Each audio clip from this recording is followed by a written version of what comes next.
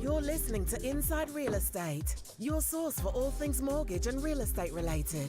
The show that brings you all the hottest topics and insights directly from those who know it most.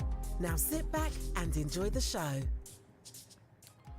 It's so cold in the D. Yes. What is up, everyone? Paul Paslakis, Salvatore Kuzmano, Brad Weisgerber. We are Inside Real Estate. It's cold as fuck outside, guys. Yeah. It's like -7 degrees. It's a really special guest today, Stacey Taylor from Coldwell Banker Weir Emanuel. How are you, ma'am? I am great. Thank you for having me. Yeah, thanks for coming out in this weather. I don't even know what to say. Jessica, thank you for making it out today and helping us do the show. I mean, You're quite welcome. She's not happy I think. about it is the cold. I think it's the coldest day of my life. Yeah. Probably is. Right? Yeah. For sure it is. I mean, it is cold. So, I mean, enough about that. I'm sure everybody's probably sick about hearing about the polar vortex and all the Facebook posts, but I can't believe how cold it is. So today we're going to talk a little bit to Stacey about her business, get to know her. I want to talk about the market change a little bit from where it was a year ago to where it is today. And I also wanted, there was a cool article in Housing Wire that there's a study on the best first-time home buyers, the cities for the best first-time home buyers. And Detroit was actually on that list, so I wanted to talk about that.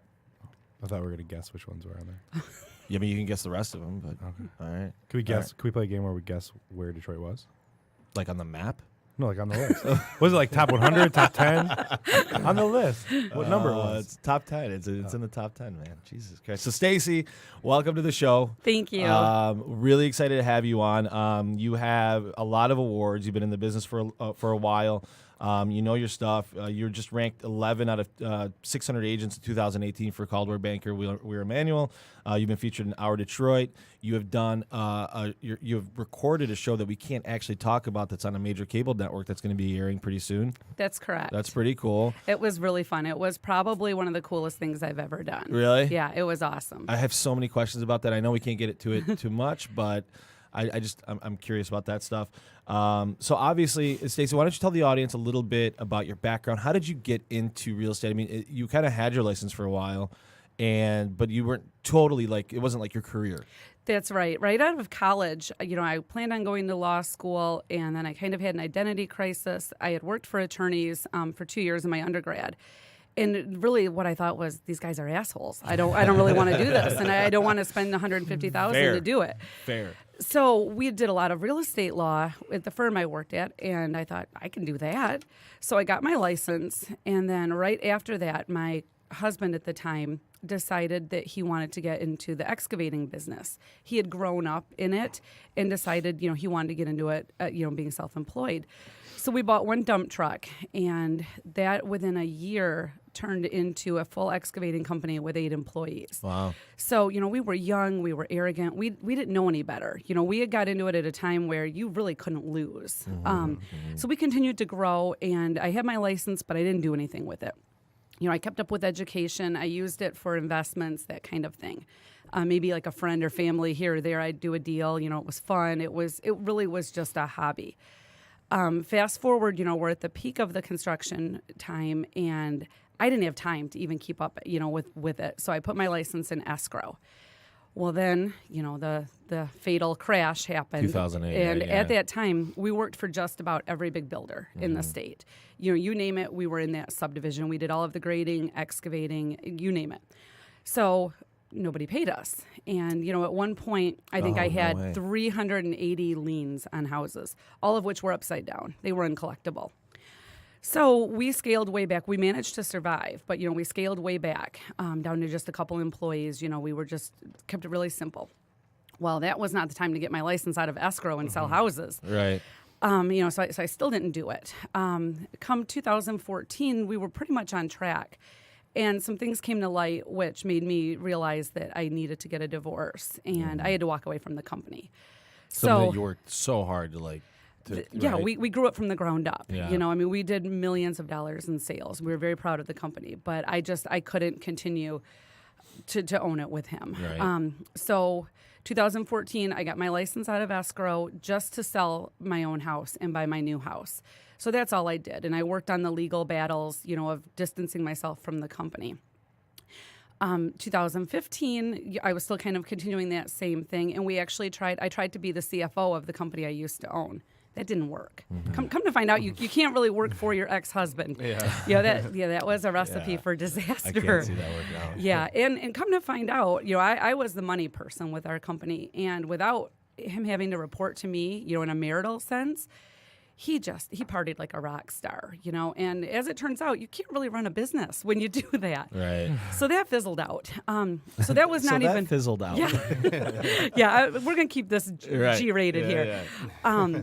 So I couldn't even count on the income that I was planning on from that. So I thought, you know what, I've got a couple months to make this work or not. I was a single mom with a daughter going to an Ivy League school, and I had to figure out how to pay for it. It's not cheap. No, it was not. It feels expensive. Yeah. Just the name. I know. Right. And can we all just be happy she graduated last year? Awesome. So yes, now it's like I got a raise. You got a raise. Yes. Yeah, there you go. Big one. Yes. It's like my daycare. I can't wait till they go to school. Oh, you have a while. Yeah, I know. I know. Thanks for reminding me. So you're. I mean, truth be told, yeah, you had your license for a long time, but you were relatively new to the market at that point. Oh, I didn't know what I was doing. But because, I called myself a recycled agent. But because I did have my license, and I was known around the community, my broker didn't realize I really was new, so I bypassed all of the training that someone truly new would do. Right. And I know when I wrote the offer for the house I bought after my divorce, I didn't even know what I was doing. I hand wrote it like we did in the 90s. I called the office to set up a showing. I didn't know you could do it, from your phone. I mean, I was so green. It was almost worse than being a new agent because I knew how we did it 20 years ago. Yeah, the bad habits of that, right. Yeah. Right. So no, I had no idea what I was doing in 2015. So I mean that's like 15, 16. I mean that's not that long ago, and in that, so since then, I mean, obviously you've accelerated your ability to do business because you've actually put yourself in a position where you're being recognized. There's a lot of things happening that are really good for you. So talk to me about like what it took to really like retool and relearn the industry. You basically had to deconstruct what you knew, right? Oh, 100%. And one thing I do credit early on when I got back into the business, I took a class called Ninja, and it's like the flip opposite of the Floyd Wickmans, the Brian Tracy's. It focuses on establishing and nurturing the relationships that you have with people that already know you and like you. Basically working your sphere. And, I would rather cut off my arm or, run outside right now with no clothes on than cold call. I mean, I will not do it. So you wouldn't last long, by the way. So, when I sat in this class and they talked about, reaching out to people, I thought, I can do this. Go meet the girls for a bottle of wine. Hey, I can do that. That works for me. And luckily, I had a pretty strong social media base from years and years of being a cheer coach also and volunteering heavily in the community. So those people were naturally very receptive to me in real estate. They wanted to see me succeed. So it really was perfect for me. So think about it, Sal. I mean, that's a lot of what we do. I mean, we talk about it all the time, and we're not big on buying leads. I mean, we are very big on creating a network around us of people that we know, trust, and that we actually have relationships. We're more relationship driven, right? Yeah, I mean, when I jumped the nest from the last corporate job I had, right? Yeah. Like, it was just, all right, well, now what? Yeah, here we go. Like, right. And like you said, I mean, it's not like I had this list of leads that I was going to cold call or open a phone book. It was like, hey, who do you know that does real estate? I mean, we, as loan officers, right, like our main source of business is usually referrals from real estate agents, friends, and whatnot. So that was the struggle that we had, right? And once you get there, though, and you have that base, it's like, why would you ever think about cold calling, Oh, absolutely. Although I do feel at this point, that's what I need to do to take my business to that next level. I need to round out a little bit more, of where my leads come from. But I mean, I'm not going to jump all in. It's not for me. Well, it's always good to diversify, right? Yeah, I think it makes sense, but I do believe that the most successful agents are the ones that create a brand for themselves, that network themselves. I just think it's a much more organic way to do your business. And have an area, right? Like, yeah, absolutely. That's their base, their in the community. Part, meet people. There's nothing that replaces picking up the phone and calling a friend and having lunch with someone or having dinner. Well, and literally have your cheerleaders. right? Like, Oh, which is funny, absolutely. like, you know, because like those people will cheer you on and help you out. Like a lot of the people at that corporate job that I worked at, which was a mortgage company, right? But I was not dealing with loans themselves. Those people, those that I worked with, would send me referrals all the time, you Right. know, and it was like they wanted to see, They wanted to support you, which is great. yeah. You know, And that's where we get a lot of our business. Even like when we first started, when we opened the business, Sal, I mean, and Brad, I mean, one of the big reasons that we were able to succeed is when people heard that we opened up our own company, like people were like going out of their way to try to get us business because they wanted us to see us succeed. And That's something awesome. something I noticed about you, so you like you know, obviously we do a promo for the show, but something I noticed is you had a lot of your friends actually repost the post and say, "Hey guys, this is my girl, this is My my cheerleaders, yeah. which is big, Right. No, I mean, and literally, a lot of it does stem from my community involvement. For years, I was a volunteer coach in the Clarkston Chiefs, which is, you know, Clarkston's a small town. Everybody you know, knows everybody. Well, you know, and we were like 3-time state champions in football. I mean, we live and breathe for that. And, you know, everyone's really proud of their community. So it was a great program to get involved in. And, you know, I got involved when my daughter was in elementary school. And, you know, I kind of grew with it. I became the VP of cheer. So, you know, I mean, I volunteered 5 days a week in that. Those people become almost like family. And when they are trusting you literally to care for their children, you have that rapport, you know. So it was almost second nature for them to support me, you know, in that next endeavor.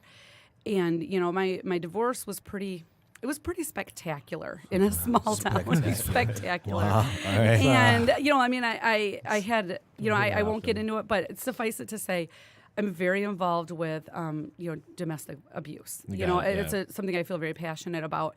And a lot of people, you know, like I said, they wanted to see me succeed. Yeah, you know, they knew I was genuine, and they were there for me. I think you just nailed it. You're genuine. You are who you are, and like you can't go around selling to people and like I personally don't think, like, you know, the guy that walks, hey, how are you? That used car salesman, yeah. Shut the fuck up. Like, right? It's like, dude, talk to me like a normal human. Like, you might not like the way I look at it is you might like me, you might not like me, but I'm going to be who I am. right? You know what I mean? 100%. People respect that. I mean, when you're a genuine person, especially when you do something so bold, like start your own company and you're genuine, Yeah. people love that, and people flock to it. I'd and they rather wanna support someone not like me for who I am than like me for who I'm not. Right? Ooh. Oh, I like that. Write that It's down. like, All Now right. we got deep. because All then right. then you have to like put on a show, Yeah. right? You have to like act every time you talk to someone. It's one thing to kind of add a little flair to who you are, right? One way or another, right? Whether you tone it down, whether you tone it up, Sure. but like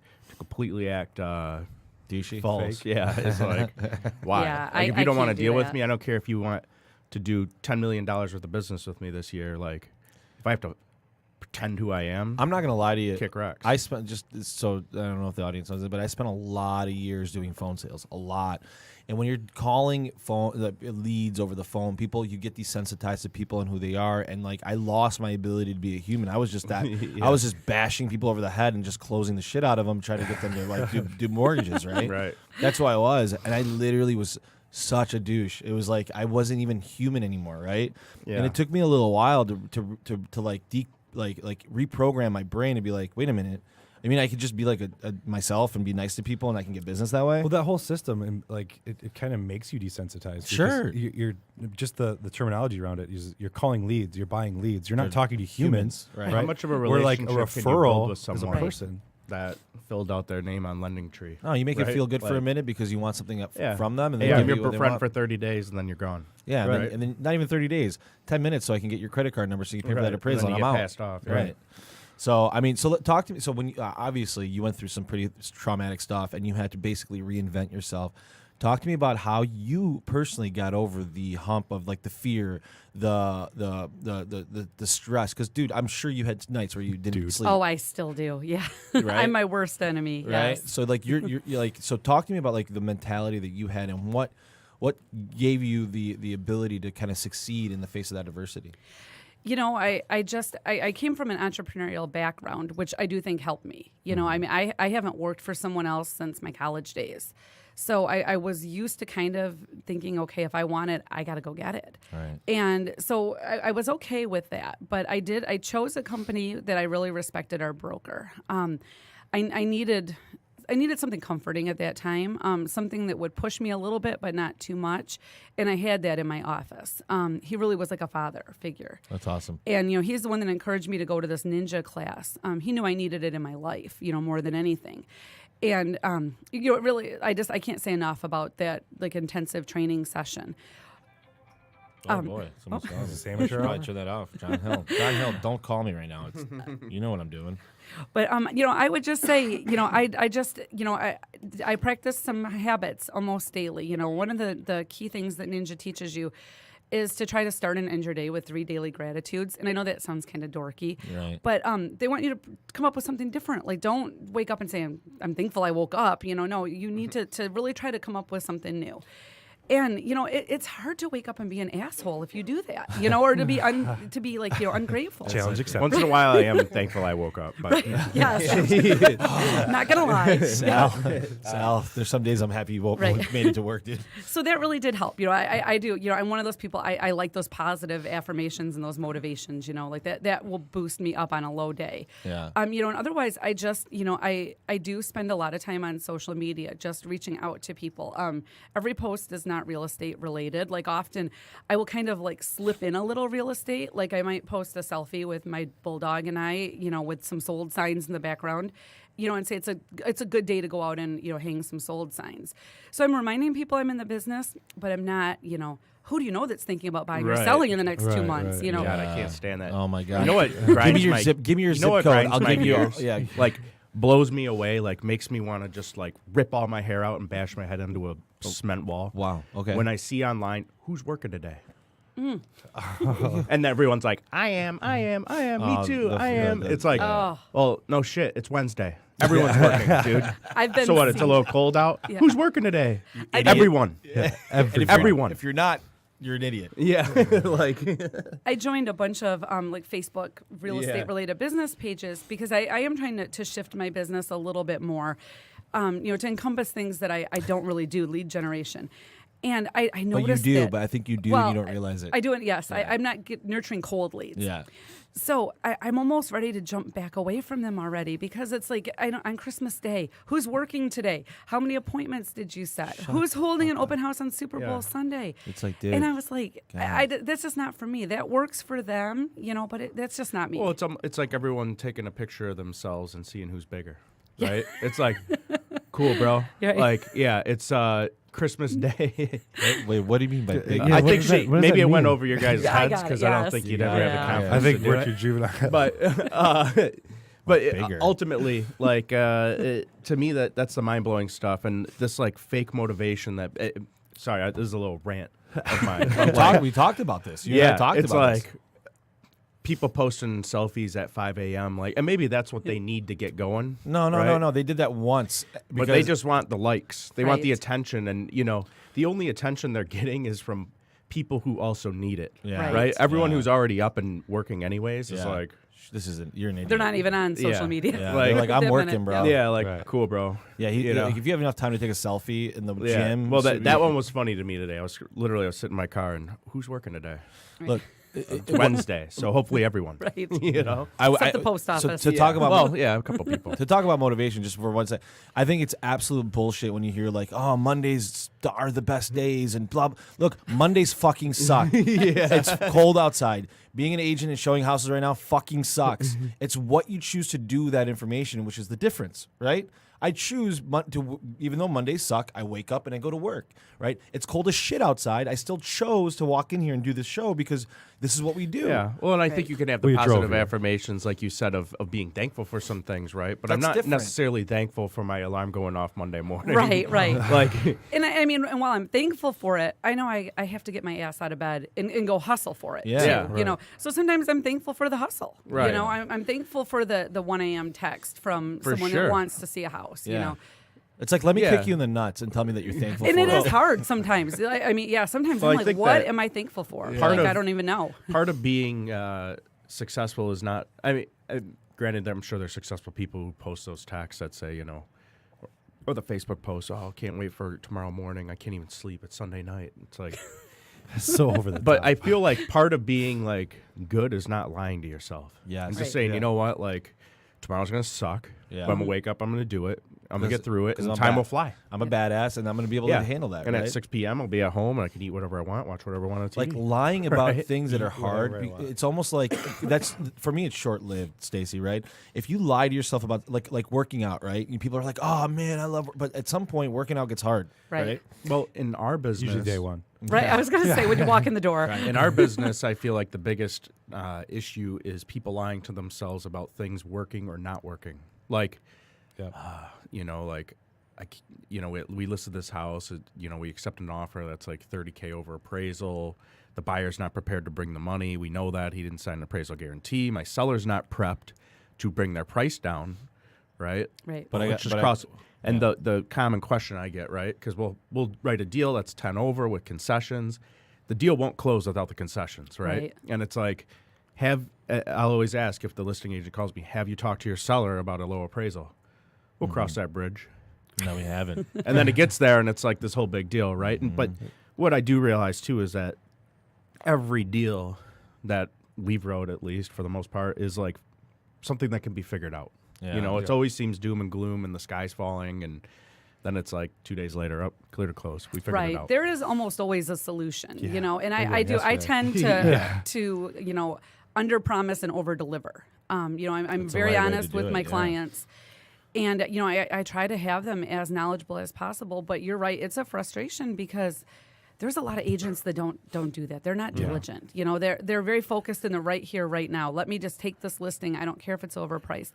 Let me get my offer accepted. I don't care that Right. we're going to have a problem. Or they don't even understand what an appraisal guarantee is. And it's Right. it's really hard to vet those people out as a consumer because they're telling you everything you want Right. to hear, right? Where you would tell them maybe the good, the bad, and the ugly. Well, we see it all the Right. time. We see it all the time. So it's hard as a Well, consumer for to vet us, those like, people out. How good is it to send out a loan estimate with $42,000 due to the table, and they come to the table with 39, right? Right. Like, or you show a net out to your seller of 40 and it's 43, right? Right. Because of these little things, these preparations that you did from the start. And, this is worst case probably. Right. So, Right. so the audience understands, like when someone gets a mortgage or whatever, maybe people want to know how much cash they're going to bring to close, right? And a lot of loan officers in our industry, anybody in our They industry, don't put the tax they don't want prorations, because there's money that has to come to the table, but they're afraid and they don't want to lose the deal, so they want to 'cause a skinny smart the numbers. consumer They'd will rather shop cross. that. They'd rather cross Right. that bridge when they get there. Right. Right. That's the thing. I Push it down the I'm road. going to skinny the numbers down and tell you that you need 40K when the actual numbers are going to be 45 at the closing, but that does nobody any good. Right. Right. But I always tell my clients, look, it's a lot harder for me to be honest with you and tell you what you need to know as opposed to just lying to you and making you feel good. Oh, Which one exactly. would you rather be, right? Right. It's just the same thing as listing a house, right? My house is worth $250. No, it's actually worth about $220, man. Right. Right? How do you?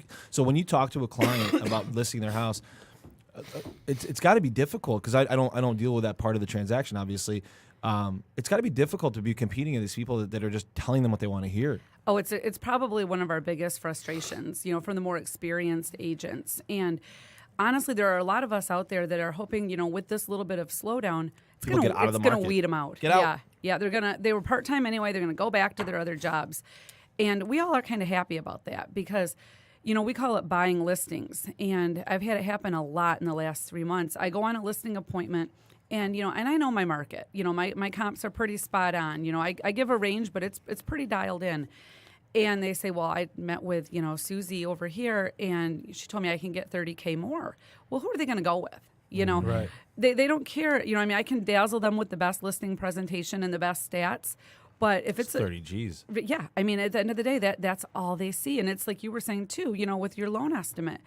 They're going to go with that lower number without knowing how Often. accurate that might be. Yeah. What's good, though, is when you do have, all right, before you make a decision, let's compare the two. Right. Right? And it's For us, it's for easy. us, it's easy because Yeah. it's like, hey, this items. box is what you can shop. The Right. rest will be the same anywhere you go. Taxes are taxes, insurance is insurance. For blah, us, blah, it's a blah. lot easier to be able to win that. But for Right. you, it's very. But still, it's not their tangible. closing costs were lower. Yeah. What do you mean they're lower? Yeah. We have none. Yeah. Well, Right. they said that the taxes are cheaper. Right. Sure, they dictate it, right? Right, yeah, they can get you cheaper taxes. know a yeah. guy. Bank of America sets the tax price on that house. It's ridiculous, man. So yeah, so I do want to talk about that. That's one of the subjects I wanted to talk about. Is the market change? So like a year ago, coming into the spring, dude, there were multiple offers on the house that people were like clamoring to get into houses. People were going over ask, appraisal guarantees, all this stuff, right? Look, I still think we have a very healthy market. I think that the change has been very healthy, but the reality is listings aren't getting 10 offers anymore, right? Right. The buyers are in much more of a driver's seat. They have more negotiating power than they have in the past, which this is why I think it's a great time to buy a house right now, because you can get a better deal right now, in my opinion. But the people selling their houses have to understand that. So how do you convey that to someone that is jaded because their neighbor had 15 offers? It's extremely difficult, and it's one of the biggest challenges right now that we're facing. Sellers do not understand this market shift. They really don't. And even what I'm noticing, say I sit down with the seller and I have some comparables prepared, they are still reflecting that Wild West market that we had last summer, last spring. So, it takes time for those corrections to actually hit on paper. So they're still seeing a shorter days on market on average. And, I'm trying to explain to them, or you almost want to say, do you watch the news? Do you open, do you look Probably on not. the internet? Yeah. Probably not. So it is very frustrating, and I've learned, and I've been a little bit beat up lately. When you do lose out to that agent that overpromises something that's not going to happen, and they hope they're just going to get a price reduction down the road. I just tell myself those are listings I didn't need anyway. That's a good point. It frees me up to work with the people that I can get to the closing table, that I can really help. But it is really frustrating. I mean, it really chaps my ass. As a seller, right? That's what I was trying to say. It chaps my As a ass. seller, I think what you can gauge, right, if your agent is doing you justice, at least with setting the expectation of price and the listing itself with the photos, is if you're getting showings, right?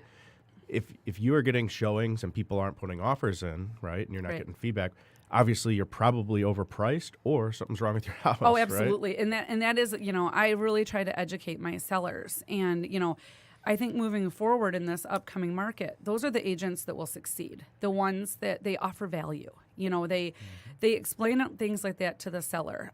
They work with a stager. They use professional photography. Those are the agents that are bringing value, and those are the ones I think that are going to succeed.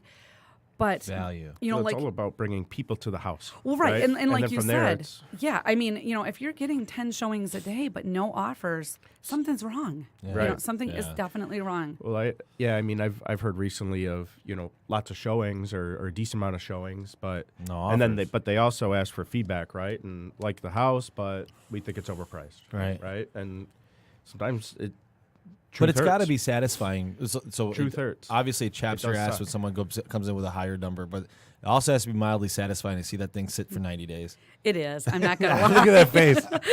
That is true. I do like to look at that. It's like, and, haha, loser. Right. And honestly, I often, I'll get that listing on the next go round, and I'm going to get it for the price I wanted. Yeah. You know. I mean, it happens Well, to it's us. like, It happens like to when us. someone goes with that number, their closing costs were lower. Or I say, honestly, dude, I cannot pre-approve you. I'm sorry. Right? Yeah. Like, Right. this plane has a 15% chance of landing, and I'm not putting people on that plane, right?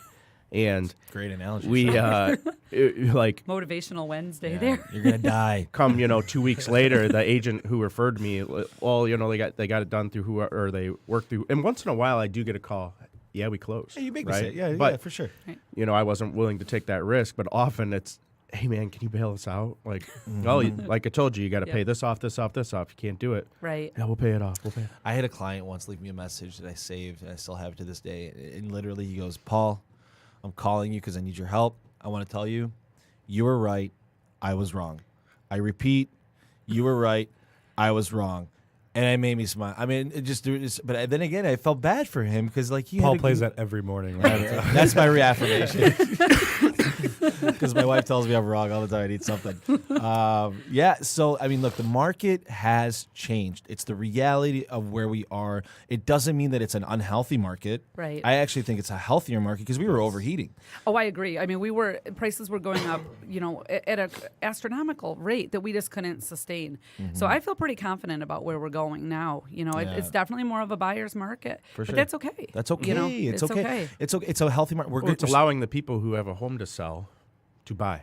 Yeah. Right. Right. Like, and that's the toughest part. And I've been telling people that, and some agents are like, oh, what? Like you're getting, but yeah, like half my deals right now are contingent. Yeah. Yeah. Before the contingent offer was not getting one, dude. And it's like, Right. hey, it's More people can buy a house now. It opens up the market for buyers who were getting crushed by cash offers, by all this other stuff. The people that need to sell to buy, like now they have the opportunity. It's a much healthier market. It's always healthy when you have a good back and forth, and good checks and balances. So Yeah, and what I liked about this correction that we had, it's a mini correction, but what I liked, it was natural.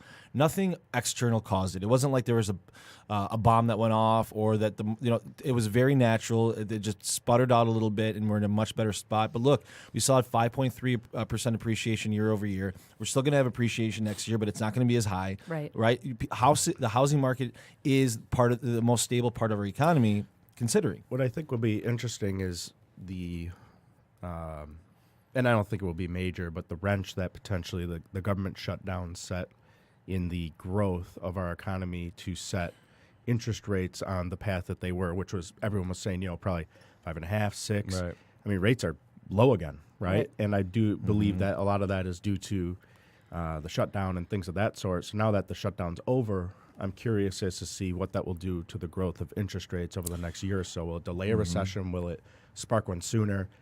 We're going to have a recession, in my opinion. Well, I, we I always think Yeah, 2020. it's maybe, coming. yeah. 2020, it's coming. it's inevitable. But Yeah. but it's part of the cycle.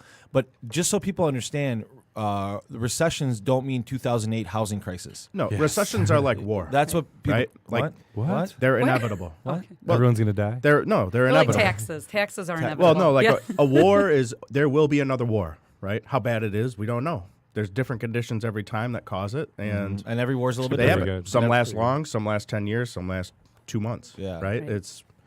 It's inevitable. Wow. So All right. He actually That's brought not that an full answer. circle. Very That's hawkish. pretty Very good. hawkish. I know. I didn't think he was going to. I didn't think so either. I didn't know where he was You're going. like, Going deep, Everyone's doing deep the die? this morning. No, yeah. Those analogies are on point. Things about death. No, with I Sal. agree. I don't think the recession is going to be nearly as catastrophic. Because we're not going to have the subprime mortgage meltdown. Exactly. I mean, Nailed it. it's going to happen. Nailed Everything is cyclical. Yeah. It's going to happen, but it's not going to be the recipe for disaster that We've we had before. so many recessions, and that the housing market actually performed better than any other investment that there was in the market. The 2008 was anomalous, in my opinion, because of the bad mortgages, because we were doing no income, no assets. Lending had gotten so out of control. I was in it, and I was like, I was like 23 years old. I was giving people mortgages. We didn't verify income or assets as long as you put 10% down. It was 680 credit. Think about that. No income, no assets. You're a drug dealer? Cool, man. Let's do it. and I didn't even need to be licensed. No, those were crazy times. right. I mean, not having been in that time, to me, like, that sounds heavenly. Like, it, we're like breaking someone's. it was to an extent. Dude, I was compensated on paying and giving people higher rates back then. Think about this, right? So if I worked at Quicken, which by the way at the time had the highest rates as it was. So I was already selling higher rates. On top of that, if I gave them even a higher rate, I made a split on that. So I was incentivized to give people higher rates, right? So I was just like thinking like, okay, let me just make more money, and then I could float. And on top of that, you could influence appraised values. You could, everything. Oh, you dude. call It your was- buddy it the was- appraiser. I need it this to come was- in I mean, at 700. looking no back problem. at that, who thought that was a good idea? if I would- the at rules are all? still pretty loose to a degree right now. If you think about Not like that, one thing, though. right? No doubt. I'm just saying, like, one thing that does blow my mind is the debt to income ratios, right? It is Like, pretty loose. Like Yes. FHA allows 55% of See, your that makes overall me income. nervous. Gross Right? income Yeah. before Gross, taxes. Before Yeah. taxes, you could have a 401k, which you essentially lock your money up with that. You have utilities that are yeah, let's say counted. it You only have counts on your credit food. report. You cell have phone, cable, water. It's crazy. None of that counts. I want the That's audience to insane. understand this point. This is actually a good point, Sal, and I'm glad you brought it up. So think about 50%. Let's say you make $4,000 a month pre-tax, right? You're actually taking home about what, $3,200, Depending on right? Depending on your, but we're basically qualifying you off the $4,000, and you can have up to $2,000 a month in monthly debt. more than that. Yeah, well, 55%. right, 22, whatever, right? Yeah. So, but basically, but that's not considering. That's just considering your like what's on your credit report. But there's also cable bills, gas. There's all this stuff, dude. It is tight. So to be fair, that number on I don't the know how FHA many loans close with a 57% DTI. 56.8. Yeah, it's Yeah. crazy. Oh, So just so everybody knows, Well, a lot of times there's other incomes in the household that aren't being counted in, right? That It are- is they're not Husbands on who the have bad loan. credit. Out of all aren't the on things that we have right now, we're very, very safe on our lending. That would be the only like little blip that I see at that, and like probably like the Well, I think it would be great if you could, like, if for example, if you had a spouse, their credit's bad, but it would be a compensating factor to say, Right. all right, prove his income. Like VA, you can do that, Yep. right? You can exclude some debts or at least some residual requirements Yep. by showing the spouse has income, right? Even though they're And I not think on that the would be loan. great. Like, hey, obviously the debt to income's a little bit over on this one, but husband makes $100,000, right? He had some, shitty credit or whatever, but can we look, compensate that a little bit? Compensating Yeah. factors to mitigate the risk. and, on the loan. and Stacey, honestly, lending it does not make sense. And people that try to use logic in lending, Right. I've told Man. this before, do not use logic. It doesn't make sense. I know it doesn't make sense, but you're self-employed. You bring in all this money, but you show nothing, man. I can't lend to you, right? Right. But the guy with like 620 credit or 600 credit who had a bankruptcy 4 years ago, I can lend to them. Right. You know what I absolutely. mean? So an FHA is starting to crack down, just so everybody knows. But we'll get more into that. So I wanted to talk about this too. So the best cities for first-time homebuyers, Detroit was on the list. Which is interesting, which I think is great for us. It's great. That surprises me, though. I mean, is that It's based on surprising. City of affordability? Detroit or Metro Detroit? Look, man. Yeah, what's it based off of? Because I mean, I agree. Detroit is up and coming. There's a lot going on down there. There's a It's lot. not Well, that I don't know if they're saying But Detroit or the Metro whole Detroit. country? entry-level housing. We have abundance of it here in Michigan. You can still buy a house for $120,000 You and used to live buy in a house for $4,000. In Flint. I know, because nobody wants to live where they can't drink the water, bro. So, did you know that this kid lives in Flint? No, I don't. Not He used anymore. to. I used to. I did not know that. Yeah, he couldn't drink his own water. Correct. It's weird. That is weird. That was a choice. Oh, for $4,000 for a house. I mean, Yeah, I know. I guess so, I'll Gives buy you a little bottle. budget I'll buy for bottled water. Yeah, Exactly. I guess the reason, and we've got a lot of listeners all across the country, and there's a lot of markets where to get into a house, like if you go to California, dude, you have $400,000 house, $500,000 house. It's like a little bungalow, right? Well, to be anywhere at all desirable, right? Even on the fringe of it, yeah, it's probably 350 to plus, whatever. Yeah. Like sky's the limit. As where here, it's like, man, I want to be close to Royal Oak, but I don't want to spend $300,000. Go to Oak Park. You get a house for Well, you can go to $125. Oak Yeah. Park. Go to You've got Clawson, Madison yeah. Heights. You got Clawson, where it's like you can be on the fringe areas as a first-time home buyer and be an Uber right away from wherever you want to be. I think we're. Oh, go ahead. Looking at that list, I just peeked over your shoulder at it. Detroit actually makes the most sense to me. I think all the other cities on there, I'm actually really surprised by more so than Detroit. I'll go through the list so everybody's aware. Numero uno, Pittsburgh. Tied for number one, Cleveland. Oklahoma City, Cincinnati, Birmingham, Alabama, Indianapolis, Columbus, Ohio, Louisville, Kentucky, Detroit, and Kansas City, Missouri.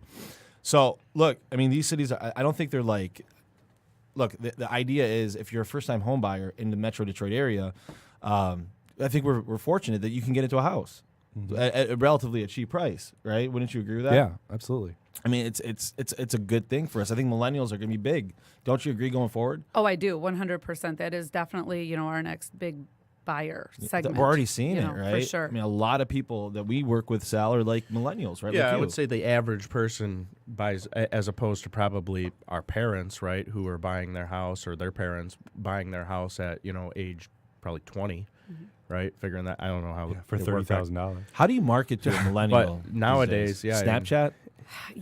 That I need to work on that a little bit. I'm definitely using Jessica's Instagram. laughing. Jessica's like, I get snapped a lot. Yeah, I don't use Snapchat. No, I don't know. know. Definitely Instagram. I think Instagram's- drives yeah. them. Yeah. Yeah, I don't understand Instagram. you're an idiot, though.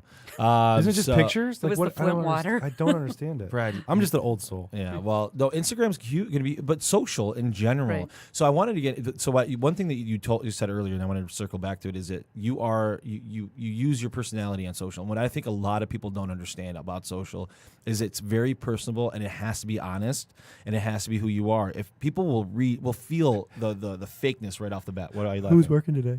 Yeah, right. You know what I mean. But making it who you are, because people want to work. They want to know who they're working Right. with in today's market.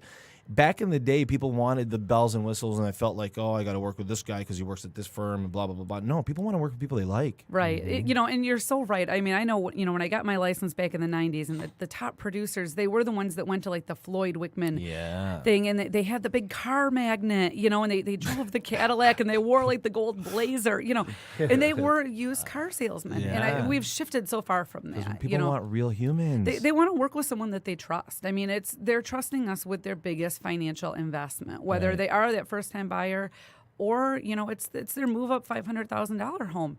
They need to trust us, and they need to know not only that they can trust us, but that we know what we're doing. Yeah, they have to have faith in you, right? And then, like in our market right now, I think it's much, much different than it was 15 years ago. Right.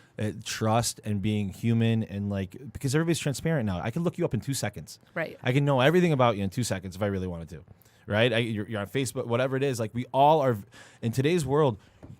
You know who everybody is. Like, I can see pictures of you from like high school. Yeah. It's just crazy that you guys did that yesterday. Well, it's crazy too that none of that really, short of MySpace and LiveJournal and all that. I'm just saying, like, the most used social platform being probably Facebook, right? Like, it's creating its own history for everyone, and it's only 7 years old, 8 years old. Well, almost 10 now, right? Yeah. More than that. Yeah. So it's crazy, but like, what will be interesting is, granted, it stays open or whatever, but like in another 10, 20 years, like what you'll be able to see, what you can do. And it really makes you think back to when it first opened, and it wasn't when Facebook first started. When it was the Facebook? It was just for college students. You had to have the college. Listen. Short of you guys going to Harvard and being a part of that. What are you talking about? Back then, he read the book. When Facebook came out, you had to have a college address. All right. Yeah. No, I understand, but I'm saying, short of Making you fun guys of being a part of that, right? Okay, But got it. the Dick. you threw me completely off, bro. Because you're a dick. But, no, so You deserve it. But When it first opened up. when it first started, people would put whatever on there. They would say whatever. Oh, They'd post dude. pictures of themselves hammered, right? Right. Like all these yeah. college kids, and now they're becoming It's big. you have to be they're mindful. they're rising up in the ranks as far as companies go, and potentially politics. And it's like a lot of millennials. it's kinda crazy. Listen, younger generations aren't going into Facebook as much anymore, but the millennials that are going into the business world, all of a sudden will open up a Facebook account because they need that, right? Right. They need that exposure, and Right, in the for real the estate game, networking. it's huge. Right. And, and I do just want to say, like where I do post content that's fun, it's engaging.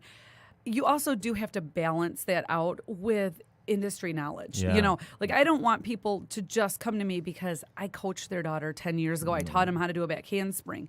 They also need to know she's going to get my house sold, for the best price. She's going to advise me on the best route to go with a lender. She's going to help me choose my best new house.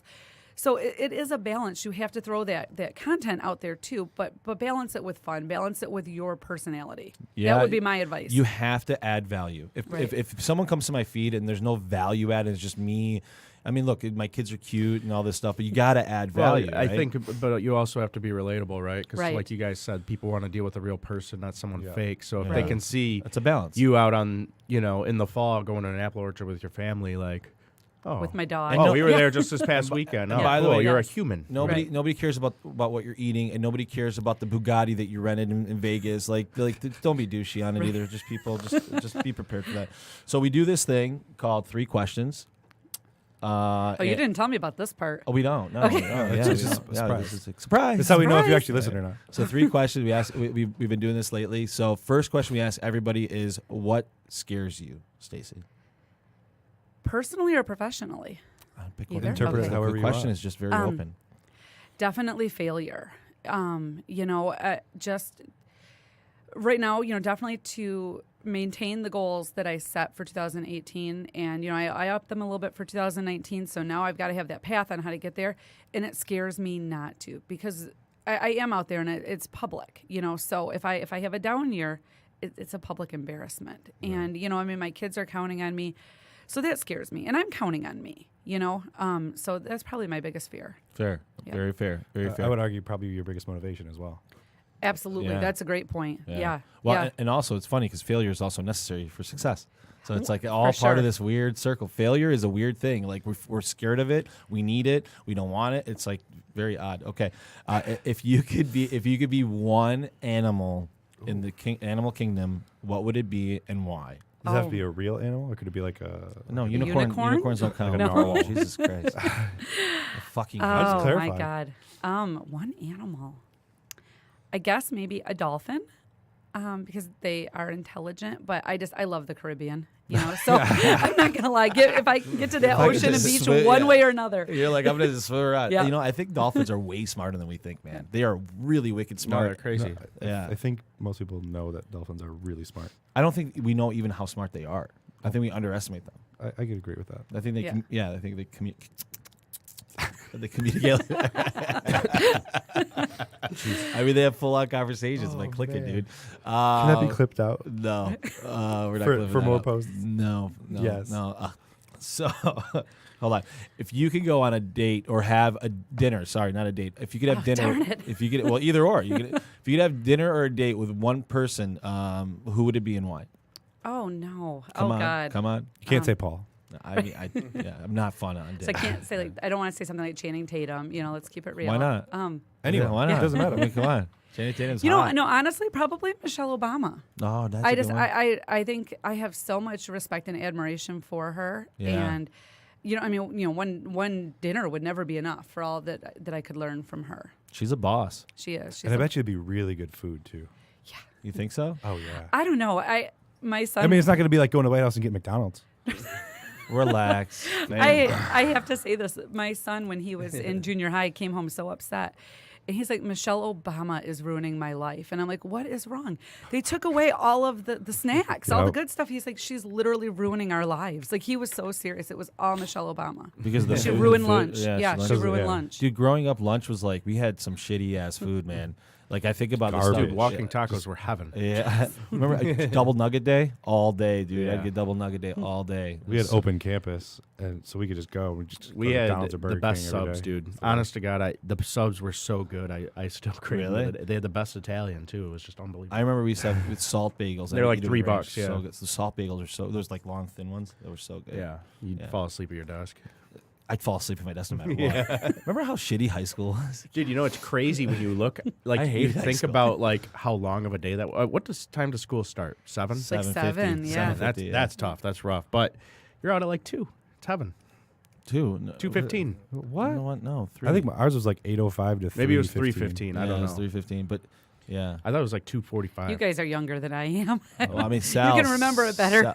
Sal reminds me how old I am all the time. Yeah. Yeah, you're Yeah. old. Fuck I you. mean, you are How old am I? old. Your How- biotin pills just fell out of your You're like pocket, bro. 39, aren't you? Okay, biotin are good. Aren't you like 39? Chad, really, if you're listening, get the biotin, bro, because your hair's falling out. Sorry, Chad. Oh man. So we, That's Sal, pretty good. Sal, I've been taking Vitamin because my hairdresser was like, "You need to get." I was like, "Okay, I'm gonna take it." We were having a conversation about it. Sal's like, "Can you just talk to Chad about that?"